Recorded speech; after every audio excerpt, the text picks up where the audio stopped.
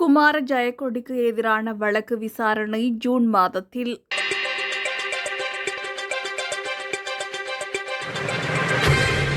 ஊழல் குற்றச்சாட்டு தொடர்பாக முன்னாள் மின்சக்தி அமைச்சர் குமார ஜெயக்கொடிக்கு எதிராக லஞ்ச ஊழல் விசாரணை ஆணைக்குழுவினால் தாக்கல் செய்யப்பட்டுள்ள வழக்கின் விசாரணையை ஜூன் மாதம் 17ஆம் தேதி நடத்துவதற்கு கொழும்பு மேல் நீதிமன்றம் உத்தரவிட்டுள்ளது.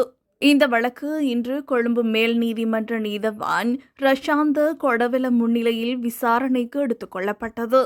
இதன்போது முன்வைக்கப்பட்ட விடயங்களை பரிசீலித்த நீதவான் வழக்கு விசாரணைக்கு தேவையான அனைத்து ஆவணங்களையும் 2 வாரங்களுக்குள் பிரதிவாதி தரப்பிற்கு வழங்குமாறு லஞ்ச ஊழல் விசாரணை ஆணைக்குழுவிற்கு உத்தரவிட்டுள்ளார்.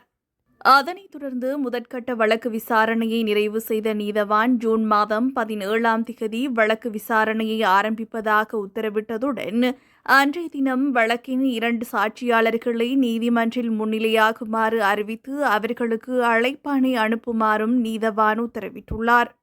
மேலும் 2016ஆம் ஆண்டு இலங்கை உர நிறுவனத்தின் கொள்முதல் மற்றும் இறக்குமதி பிரிவின் மேலாளராக பணியாற்றிய போது ஹுனுபிட்டிய களஞ்சிய வளாகத்தில் தாரிடுவதற்கான கொள்முதல் நடவடிக்கையின் போது தனியார் நிறுவனம் ஒன்றிற்கு சாதகமாக செயற்பட்டு அரசாங்கத்திற்கு 88,59,708 ரூபாய் நட்டம் ஏற்படுத்தியதன் மூலம் ஊழல் எனும் குற்றத்தை செய்ததாக முன்னாள் அமைச்சருக்கு எதிராக லஞ்ச ஊழல் விசாரணை ஆணைக்குழுவினால் இந்த குற்றச்சாட்டுகள் முன்வைக்கப்பட்டுள்ளன.